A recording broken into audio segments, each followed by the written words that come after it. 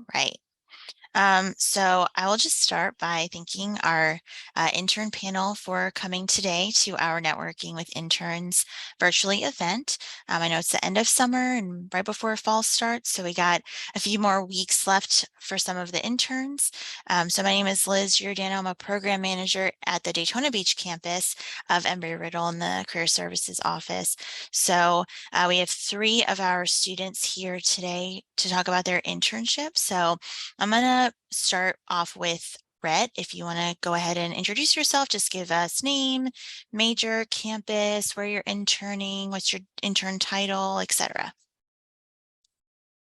Yeah, so my name is Rhett Theobald. I go by Ethan though. I go to the Prescott, Arizona campus. So my major is Global Security and Intelligence Studies. I'm interning at Lockheed as an industrial security intern. Great, thank you. And Jae, you can go next. So yeah, I'm Jae. I'm an electrical engineering space track major at the Prescott campus. And I'm with the Garmin out in Salem, Oregon. And I am an aviation systems engineering intern. Great, thank you. And William? Yeah, my name is William McNeil. I go by Will. I study global conflict studies at the Daytona Beach campus, and I intern with Northrop Grumman at their Melbourne site doing industrial security. Great, thank you so much for, again, joining us today. So I'll first ask a question just regarding your application process, your search for this internship. What was that like for you? How did you find your internship? What was and then the last kind of part of that is also, what was your interview process like? So let's start with Jae first. All right, so yeah, coming to Garmin, it kind of fell into my lap, for lack of a better metaphor. My roommate at Prescott is also with Garmin, just a different site, and she was locked into her internship with them back in November. I didn't know I was going to be working here this summer until about halfway through April. So I just happened to run into the career fair in Prescott just to hand some resumes out, because I'd already had another offer somewhere else that I had been currently interning during the semester. So I wasn't really looking for anything else, but I just happened to be thrown into conversation with the Garmin recruiters, and I thought the conversation went really well. I had a lot of experience with Garmin systems on my resume as it was, so they found that really interesting. And their HR coordinator, who I'd been talking to for a little bit at the career fair, expedited my resume through the process. So I applied directly after the spring career fair at Prescott, and I heard back. They asked me for an interview the last day of our spring break. So that interview, had an interview about a week later. Typically Garmin will do 2 interviews. They'll do more of a soft skill interview, and then they'll do a technical skills interview. Mine was not like that. I believe that's how headquarters does it in Kansas, which is where a lot of Daytona alumni go. But here in Salem, with their retrofit division, it was a single interview with my team supervisor, the head of the systems engineering team, and the head of HR. It took about an hour, and I knew they had a decision by about 5 days later. So Great, thank you. And Will, you can go next. So I guess I didn't have a very conventional means of finding the internship. I'm a part of the National Security Student Association on campus at Daytona. And at the beginning of the last school year, they had a conference with Northrop Grumman officials that actually came and talked about the internship. And at the end of that conference, they had given out a link to apply and submit your resume. So kind of like a virtual mini career thing, where instead of handing your resume to somebody in person, you do it via an application. But it took a few months, but I ended up getting a response from them about November time, and the actual event occurred in September, I would say. They said they wanted to do an interview, so what their process was it was a Zoom meeting with the manager, and it was 2 managers. It was a Zoom meeting, ask you the standard set of questions, After that, they basically they got back with me after that, and they said that I had gotten the internship at about December time. So it was really it was a one-step process. Once I had submitted the resume, really, I consider myself fortunate that NSSA provided me with that opportunity. So I do have to like give a shout out to them. It was a very good resource for students in this security studies department on campus. So, yeah. Great, thank you. And Rhett, you said it was Ethan you go by, right? Yeah, that's correct. All right. Yeah, so as far as I just used LinkedIn to apply to a bunch of different things. I was going for a bunch of different internships the entire summer and like fall period. And I just saw this internship open up. I applied to it in about a month. I would say it was around spring break. Well, it was actually on spring break. They called me and they're like, yeah, we have an interview today. And I was like, okay. So then we interviewed, and it took about 2 weeks. And then they were like, yeah, you got the internship. Congratulations. And then we started the whole onboarding process. So like everybody else, it was pretty straightforward, pretty quick. But yeah, I just was going around on LinkedIn applying to as many relevant things as possible. So that's kind of how I got it. Great. That's wonderful. Thank you for sharing that. So I'll ask a little bit of a different question. So I know with Ethan and Jae, you mentioned that you're from Prescott campus, but both of you are in different locations over summer. So you're in either, I think you said it was Huntsville and you said Salem, Oregon. So how is that transition from leaving campus and going to a different state? And maybe you're from that state that you're in now originally, not sure, but how is that transition for you going from your campus or your home state to a different environment? Whichever one of you wants to start, kind of popcorn. I mean, for me, that it wasn't that bad. I live in Mississippi, so I'm in Alabama right now, so it wasn't too much of a transition for me. They paid for all my travel and everything. I got a stipend for rent and all of that too. So yeah, I would say though that one of the beneficial things is that I had actually done like a program with Boeing, and my mentor with Boeing was also based in Huntsville, so she helped me find housing for relatively cheap. And that's just goes to say like the power of networking, all of that.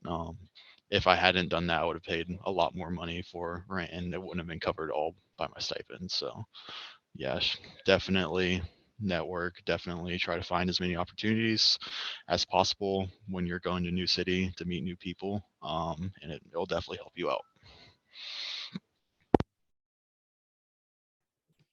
Yeah, so the move out here wasn't all that difficult. I mean, I'm originally from Georgia, grew up in the Carolinas, so going to Prescott was already a big move when I first went to college. So just coming north, it was made exponentially easier by the fact that Garmin offered me a choice. They offered me either a stipend to pay for my own housing, or the choice that I took was corporate housing that they offered, where they find the apartment, they put me with a roommate who is also an intern here at Garmin, and they pay all of your rent, your utilities, and your Wi-Fi for the entire time you're here. So it made it a much easier transition than trying to find housing and figure out and budget that. It was a big weight off of my shoulders to just have that covered, to be able to come up here and really and work without having to worry about that. Great. Thank you both for that. And I'll ask Will too. I know, so you're Daytona Beach campus and you're in the Melbourne, Florida location for your internship, which is around an hour-ish away from campus. So how was that? Were you living close to campus? Were you living in Melbourne? What was your experience like? Yeah, so I had found an Airbnb close by in Melbourne. I didn't feel like making the hour and a half, 2 hour drive every single day. Unfortunately, so okay, well, Northrop Grumman does offer a stipend. It's a one-time stipend for living costs. However, they took about half of it in tax. So a large portion of it unfortunately went away. So I ended up having to cover housing costs out of my own pocket. But yeah, it wasn't too big of a move or a shift for me, since it was only about 2 hours away from where I normally live and about an hour from where I go to school. So other than that, it was actually quite great. Good. Thank you. Thank you. Let me look at my questions real quick. Let's see. So let's kind of start talking about the start of your internship. Did you have any kind of orientation event or introduction into the company or the internship itself that acclimated you to, again, the company or the internship? And Jay, you can start. Yeah, so most of the time, new hires and interns here at Garmin start on Mondays, the first day of the week. Just with how our time worked out, my second day I ended up in orientation, which is fairly soon compared to some of the other people I talked to. But it was about a 4-hour orientation of just presentations. It was interns and new hires. They didn't separate us. It was just company culture, company history, tours of the facilities, and more talking about like benefits and processes for how to go about integrating here. So who the higher ups are, who do you contact to lead to take a day off? How does that chain of communication operate? If you need to talk to HR, how to do that, and all those processes and like all of the internal framework and systems were all introduced to us during that time. And it was also a good just kind of networking experience as well, to get to meet people outside of our departments and our teams to really like be brought into the company first thing. Great. And Will, how was your experience? So the onboarding process for Northrop Grumman was pretty smooth and well thought out. What they had us do was, we showed up on the first day, and all the interns from all across the different departments, we showed up into one area, and we all met our individual managers, and from there we met our mentors. And the great thing, personally, going into the security department, is that it's a very small group, but because of its niche, it's a lot of Riddle alumni from Daytona Beach, actually. And a lot of them had been in like clubs or classes and programs that I myself and the other 3 interns had been in. So it made connecting with them very, very easy and quite fun. But they provided us, they walked us through telling us who to go to for, all the important contacts, HR, our managers, the managers of those managers, the whole chain of command. They walked us through our workstation, setting everything up, getting us set up with our IDs and security clearances, all the paperwork related to that. It was very smooth, well thought out, and if we had any issues that we brought up, they were basically immediately taken care of. It was pretty good. Good, thank you. And Ethan, last, if you would explain your onboarding experience. So for me, it was a little bit unique because most of the interns had actually started about a month earlier than me. So I came in as kind of just like in the middle of like their orientation process, like it had already passed and everything like that. So they kind of scrambled a little bit to try to get me to get all of this stuff done.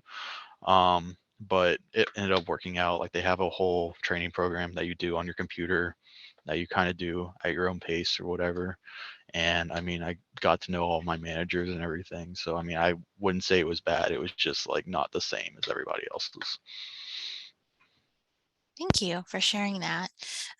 So I know, Will, you mentioned a little bit about this already with having other interns that you worked with. Can you explain a little bit more about that? And then the other two of you also, if you have kind of insight on that. So were you part of a team? Were you just kind of on the same team but doing different things? Kind of what did that experience look like? So with the internship they had for us in security, it was myself and three other interns. And basically we were integrated into the normal security operations team. We helped them with their tasks. We were assigned the normal tasks that they would be assigned. But throughout the whole thing, we worked together. We worked as a team. We were given separate tasks sometimes, but at the end of the day, it always coalesced into one thing. Throughout the whole internship, though, they give the interns a capstone project to work on as a group. And it's basically a group project that you would get in any class at Daytona campus. It would be introduction to industrial security. And it was basically a capstone that we worked on throughout the entire time, but throughout the whole internship, we were given small little blocks of instruction to focus on things that focused on like communication security, personal security, cyber security. And it touched on all those tiny aspects, both outside and inside of industrial security. And we used all the things that we learned to focus on that capstone project. But throughout the entire time, it was a team project. It was a team internship, really. It was never really any time that you were just alone. Thank you. And Ethan, did you have that similar experience where you had a team of other interns that you worked with? Were you more integrated? Were you more on a separate? No, I did not. So Lockheed actually only has two security interns in the entire country. The other one is in California. So I've met her, but yeah, I was kind of like brought in and kind of like put up to speed as much as possible. I do not have a clearance yet just because of like some issues that came up. So there's kind of been some limiting factors I can do. But I mean, as far as like everything I can do and everything I've learned, like I've just kind of been brought up to speed and been doing separate projects here and there. But yeah. Great. Thank you. And Jay, same question. Did you have other interns on your team? Were you more integrated, separate? Yeah, so I'm the only intern on my team specifically, but there are 14 interns overall here at the Garmin AT site, mostly software. So I'm one of two outside Oregon interns, and also just one of three non-MECOP interns, which MECOP, from what I've put together from context clues, is the multi engineering co-op program. It's an Oregon specific program, but it takes engineering students from all over Oregon and places them in companies. So there's been two waves of those sets of interns. One came in March and will be here until I leave. And then the others just came in last month and will be here until December. So you have these two kind of cohesive groups, and then only two of us that are outside hires. But despite all of that, Garmin puts a really big emphasis on bonding that team together anyway. So we've all just outside of like working in our own teams, like some of those MECOP interns are on the software development of the features that I am writing the documentation for and writing the feature development for. So having that cohesion is really important. And we do a lot of things together, such as we do a lot of lunches together. We take a lot of coffee breaks together. We all live in the same apartment complex because that's where Garmin's put us up. So we spend a lot of time outside of work together as well. And so yeah, I'm the only one on my team, it's definitely not a lonely experience. Thank you. So another question I think is important for students to hear about is, what does your day look like? When do you get to your internship, or I know some of you are finished already. So when did you arrive? What kind of tasks did you do in the morning? When was your lunch? When did you leave? That kind of thing. So I'll start with Ethan. Yeah, so Lockheed is a little bit different. They do a 4-10 schedule. So it's like 4 10-hour days, and then you get Fridays off every Friday. So for me, my management basically told us that as long as you get the 40 hours, doesn't matter. And that's kind of like the standard, it seems like, within most of the spaces I've seen. So I usually come in around like 6:30 in the morning, and then I come and I stay until around 4:30 at night. I take lunch around 11, and yeah, that's kind of what my day looks like. Great. And Jay, you want to go next? Yeah, so management here kind of shares the same sentiment as Ethan mentioned of as long as you get your 40 hours in, it doesn't really matter what it looks like. So you can, they give us a lot of freedom and you can kind of pick your own schedule. You can do a 4-10 if you'd like. You can work 4 8-hour days as long as you get your hours in. They don't really, and you're productive and you do the work you're given. They don't really mind either way. I personally, I like to have some time after I get off of work to actually go do some things in the real world. So I'll get in on a normal day around 7 in the morning, and I'll take lunch around noon and go play volleyball out on the courts we have here with some other coworkers, and then come back, and I'll be here till about 4:30, so that I can clock a little extra time, so that on Fridays I'm typically only here for about 4 hours, and then I get to enjoy the rest of my day. Great. And Will. So Northrop Grumman, it kind of has a same policy. We work 9-hour days and we have every other Friday off. Normally they do allow for you to have some freedom, and as long as you show up and get the job done, it's like they don't mind when you come in and when you leave. Personally, I'd show up about 6:30 and I'd leave about 4:30, take a lunch at 11.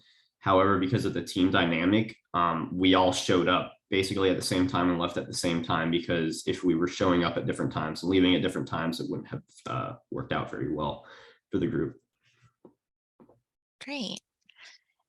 So what is one thing that you've done at your internship that has, I guess, solidified for you that this is the type of job you would want, or maybe one thing that you've realized because of this internship that this is not what you want to do?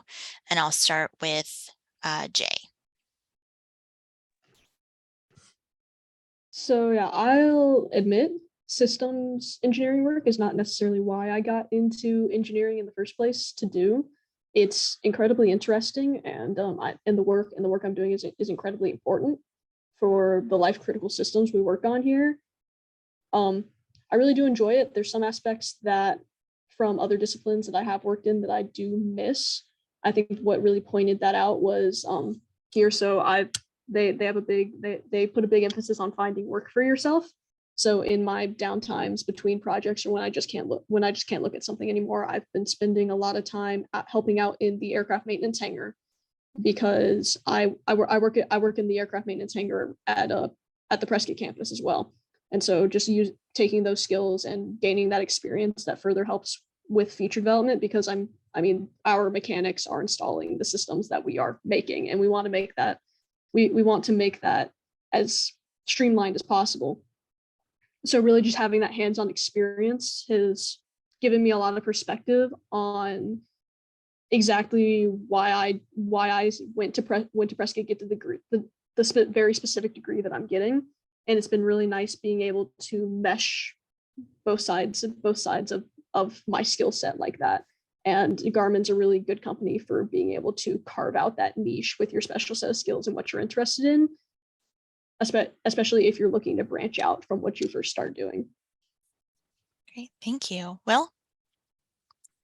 Yeah, the answer both the good and the bad. The good, I got to see, hear, and talk about some really awesome and interesting stuff that I can't talk about here.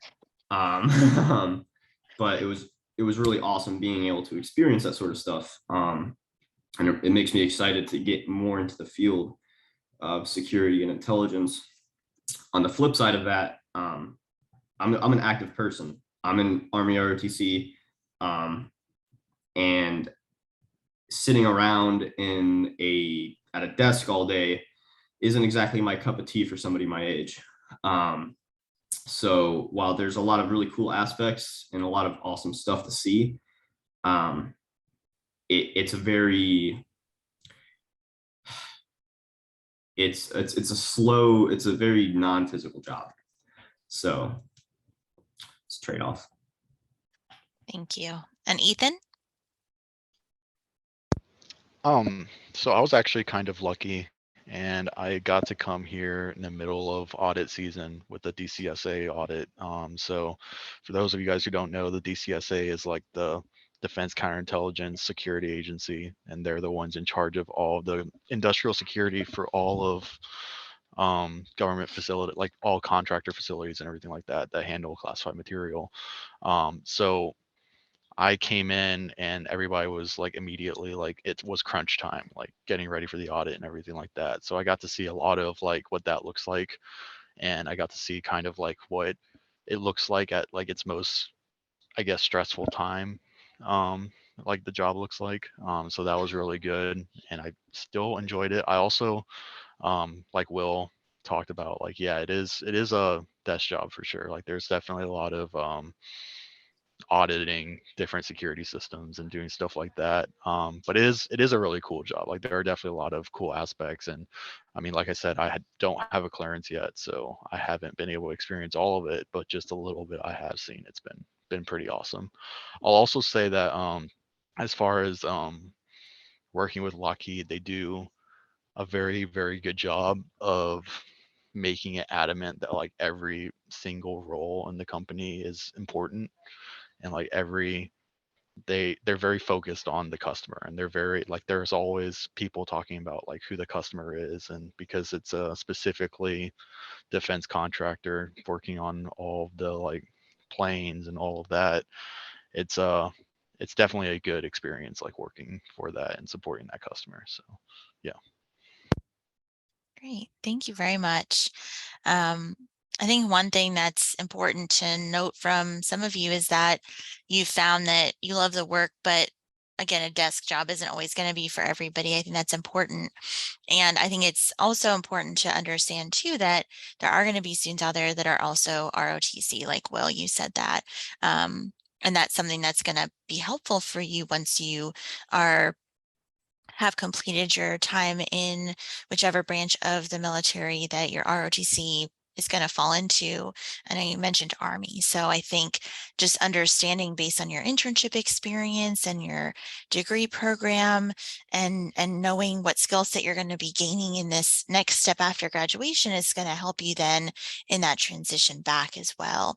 And so that's always something to remember is maybe when you do return into the workforce, you'll be at a higher level where you may not have to sit at a desk all the time, and maybe you're doing more site visits or supervising or something that kind of combines both things of interest. So it's always something to remember. I know we don't have an audience to like ask questions, so I'll keep going with some of mine, but I may not keep you guys the full hour just to kind of give you some of your day back. So I think one thing that's going to be impactful for people watching this later on is what would have made your internship a better experience? I know Ethan and Jae are both still in your internship. So I'll start with Will. So you're already finished with your internship. What would have been one aspect that would have made this a better experience for you if you could go back and implement something like that? I think what would have made it better falls more on the side of Northrop Grumman's responsibility and less the schools. I would have enjoyed being involved a lot more in certain assignments and certain tasks, especially with the clearances that we had. It would have been enjoyable to do that. But on the school side of things, I think what really, and I'll be honest, what really stuck with myself and I think some of the other interns is the throughout the whole internship, you know, we had to, at the end of it, we had to do the essay and we had to do all the forms to fill out. And I think that it wasn't necessarily difficult, but I think myself at least, I found it maybe a bit odd because we had spent 10 weeks doing the work and being there, and we proved that we had done it. We found having to write an essay about it to be maybe a bit unnecessary. Okay, good feedback. Thank you. And I'll say with that, that was more for the class perspective, just so you could get your grade. That's not something I developed in the Daytona office for it, but it is a way for also other students who may intern from your program to see where you went and what you did. And it's another thing we do like to share some of those reports. I know Prescott campus students are probably like, what the heck are they talking about, right? If you're not doing yours for credit, there may be different things that you might do for credit as well, but that's something that we have our students do on campus. But I will say, I think when I was an intern, I had to do like journals and stuff. So either way you shake it, it's either things during or right at the end. So sometimes for credit, it's always difficult. But I'll go to Ethan next about what would make your internship better since you're still there now. I mean, so as far as like the school wise, I'm just gonna say like William is definitely spot on with the whole credit thing. I mean, I'm in the process of doing that right now. But yeah, it's I mean, it is annoying, but I also understand why it has to be done. I wish because I wasn't really given due dates on my stuff on like when I had to do it by. So I kind of wish it was a little more organized on when I was supposed to do it. But I mean, whatever, it's fine. Um, as far as the internship itself, I found that like this year, a lot of companies were hiring like very late, like a lot later than they were previous years. So for me, I was hired and onboarded all in April, like mid-April, and that's just not enough time to get like all the security clearance documentation, everything done before your internship. So that's kind of why I'm here, and I'm kind of limited on what I can do. So I mean, I think it was just like a common theme I saw with like a lot of different companies. Everybody was hiring like basically up until they were taking people in the summer. So I don't know what happened like as a whole this year. Maybe it was just recovering from COVID and all of that, but it was definitely a theme I noticed with a lot of different companies, not just like Lockheed. They were all hiring like and put their recs in like super late. Yeah, thank you for sharing that. I definitely think that it is, that pandemic swing. We're trying to come back from that. And I know Lockheed definitely was one that said that that was something they were still working back from, is getting that internship number up as well. So I think that's definitely a good point. And it's always important to remember when people are hiring, and if they still have something open, that's always good too for you. But less on the security clearance side, that's always hard to not have all you need to do the job that they're tasking you with. And so, Jay, what would make your experience better? Well, I mean, first off, thank y'all for reminding me. I have that paper due next week because I forgot about that. But I think, yeah, aside from all of the doing it for credit and the structure around that has been a little fluid. I really think my only gripe with the intern program here at Garmin is that it's very headquarters centric. So Garmin headquarters is in Olathe, Kansas, at least one time zone away, and they operate on a very different system and schedule for their interns than any other remote site, any other site does. So there's just been a lot of communication that comes out of Olathe that goes to all interns across the country. And then my department here has been having to work damage control for it because it doesn't apply to us, but everybody starts freaking out because, like, for instance, a couple weeks ago, as far as returning applications for both next summer and full-time, we all get an email first thing Monday morning at like 6 a.m. that basically just says, if we haven't called you to schedule your interview, have a good life. And everybody here was like, we thought we were doing good. What happened? We all applied. And our HR, like a couple hours later, had to come in and work damage control. Like, that is not our schedule. Like, do not take anything from them. It's just, I think it's just a lot. I don't know whether to call it a lack of communication or an over communication, but it's a communication problem that just comes from everything with the interns being centered somewhere else that isn't our site and isn't our culture. Yeah, that's a great point. So that's something I think even our career services office has to deal with as well, because we have 3 campuses, right? So it's that mindfulness of reviewing, who are you actually sending this email to? Or these, we have, again, internships, 3 campuses worth. So one time I was like, wait, that's not my student. I realized, that I shouldn't be emailing the worldwide students, because that's not our jobs, right? So it's Yeah. always something to remember, and that's probably what's happening. And that's a them Yeah. problem, right? I mean, if I can just make one point to that, there are a lot of Riddle alumni here at Garmin, specifically Prescott alumni. And the metaphor that goes around, at least here at Garmin, is that Olathe is to Salem like Prescott is to Daytona. Yeah. It's just very different. It is. And that's Yeah. something that I think is hard when you have multiple campuses or multiple locations for your jobs. Because even I know that Northrop, you said there's more than one location. Lockheed has, different locations as well. So I'm sure they have similar communication errors as well. We'll spend the next maybe 5 minutes kind of wrapping things up. We'll turn this off at 12:45 again, give you guys a little bit more time back in your days. So one thing I'll ask is, I know Jay, you kind of said this a little bit with your application story, but would any of you be interested or would want to return back to your internship company as either another internship or a full-time job? And if so, why? And if not, why not? And Jay, you can start. Yeah, so this week I actually so if you wanted to stay with again how we work here at the retrofit division is a lot different than how the OEM division works in Olathe. In Olathe, you have to re-interview every year. Here at the retrofit division, if you want to stay in the internship that you already have, and I mean that's communicated through your team lead kind of comes to you and just says, hey, we want you to stay. You don't have to re-interview. You're basically guaranteed it unless you rescind your acceptance throughout the year.